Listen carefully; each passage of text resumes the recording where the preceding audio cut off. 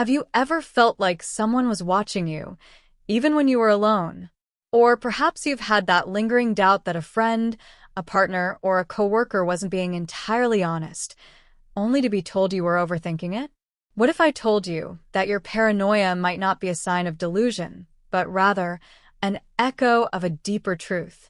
In this video, we're about to explore how paranoia isn't always irrational and why sometimes it might be your mind's last line of defense. Hello, beautiful souls.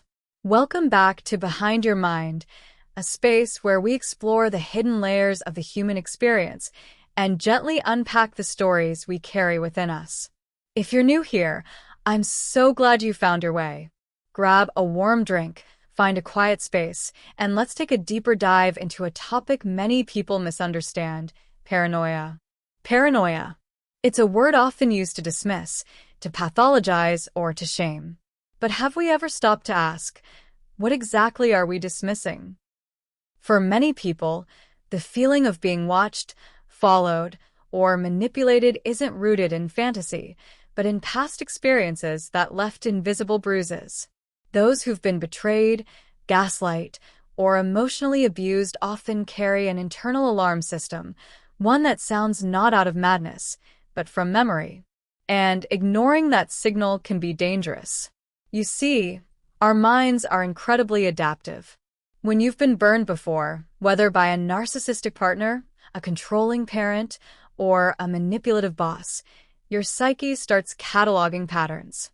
These patterns become internal warnings. So when a new situation feels eerily familiar, that part of your mind whispers, "Be careful. This feels like last time." That whisper? That's what many label as paranoia. But what if it's actually wisdom in disguise? People who've endured chronic emotional stress often become hyper-aware of subtleties others miss. The tone shift in someone's voice. The flicker of irritation in an otherwise smiling face. The sudden need to apologize when they haven't done anything wrong. It's not because they're broken, it's because they've had to develop a sixth sense to survive. Now, don't get me wrong. Paranoia, in its clinical form, can be debilitating and is a valid mental health concern. But in this discussion, we're not talking about psychosis. We're talking about those subtle, everyday experiences where your intuition is labeled as irrational, where your sensitivity is mistaken for instability. That's not delusion. That's trauma intelligence. Let's talk about where this begins. For many of us, paranoia starts in childhood. Imagine growing up in a home where love came with conditions, where silence was punishment and affection was a tool for control. In that environment, you learned that safety was never guaranteed and that emotional shifts could be dangerous. So you began to anticipate them. You began to feel uneasy when the energy changed. And eventually, you stopped trusting peace altogether. Because peace never lasted, did it? As we grow, those instincts follow us into adulthood. They show up in our relationships, in our jobs, and in the way we talk to ourselves. You might hear someone say, "You always assume the worst." But what they don't realize is that the worst has happened before, quietly, repeatedly. And so your mind prepares for it just in case. Let me pause for a moment and ask, have you ever felt guilty for being suspicious?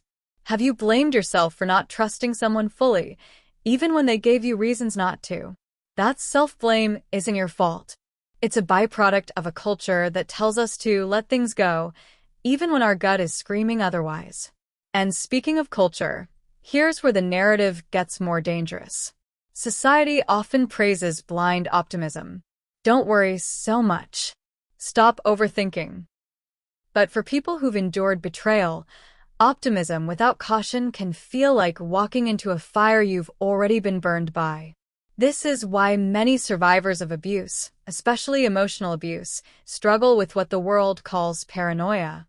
Because their reality isn't built on trust, it's built on history. Now, let's dig even deeper. Paranoia, in a trauma-informed lens, is not just a mental glitch, it's an evolutionary survival strategy. Your brain is wired to detect threats based on past experience. It prioritizes safety over comfort. That means even if the danger is no longer present, your brain stays alert. That alertness can feel exhausting, yes, but it also means your mind hasn't given up on protecting you. And that's powerful. And if you're finding value in this conversation, I invite you, please take a moment to like this video, share it with someone who might need it, and subscribe to Behind Your Mind. These small actions help us grow a community of healing and understanding where emotional truths are honored, not silenced. Now, let's keep going. Let's also acknowledge something else that's rarely said out loud. Many people who are labeled as paranoid are actually spot on. Their concerns aren't random. They're based on microexpressions, inconsistencies, and behaviors that others overlook. Have you ever had a feeling about someone only to be proven right months later? That's not coincidence. That's data your nervous system recorded before your conscious mind could articulate it. Of course, this hypervigilance comes at a cost. Living on edge, constantly scanning for threats, can wear you down. It makes trust feel like a risk. It makes relaxation feel unsafe. And sometimes, it makes joy feel temporary because your mind is already preparing for the next hurt. But this doesn't mean you're broken. It means your nervous system needs gentleness, validation, and healing. One of the most heartbreaking consequences of unrecognized trauma-based paranoia is isolation. When people don't understand your perspective, you start to shrink. You stop sharing your concerns, you question your sanity, and you internalize the narrative that you're too sensitive. But here's the truth. Sensitivity is not a flaw. It's an emotional superpower. The same instinct that kept you safe before can now be refined, not erased, but healed. Let me offer a shift in perspective. Instead of viewing your paranoia as a problem, what if you saw it as a teacher? A messenger pointing to where trust has been broken. A guide leading you toward environments and relationships that actually feel safe. Healing begins when we stop silencing the parts of ourselves that seem inconvenient and start listening instead. And that brings us to an important turning point. Paranoia may not always be accurate, but it's always meaningful. It holds a message. It reflects the places where your story has been bruised, where your boundaries have been crossed, and where your sense of safety was shattered. And in that sense, it's not irrational, it's deeply intelligent. The goal, then, isn't to shut down the paranoia. It's to understand it, to ask it questions, to thank it for its protection, and to gently remind it, I'm safe now. This takes time. It takes inner work, self-compassion, and in many cases, therapy. But it's possible. You can rewire the mind to feel safe and peace. You can retrain the nervous system to rest, to receive love without suspicion, and to speak your truth without fear of being dismissed. So the next time you feel that flutter of unease, that whisper of something isn't right, don't immediately silence it. Get curious. Ask where it's coming from. Ask what it's trying to protect. And if it feels familiar, if it feels like an echo of the past, give yourself permission to trust that inner voice. Not blindly, but with compassion. Thank you so much for spending this time with me. If this video resonated with you, please like, share, and subscribe to Behind Your Mind.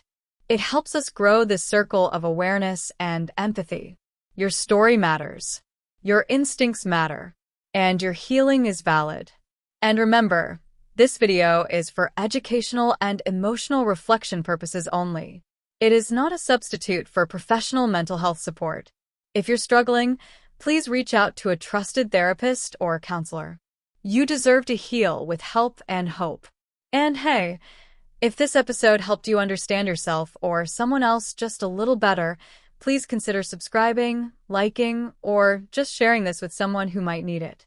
Until next time, stay curious, stay compassionate, and remember I'm right here with you, behind your mind.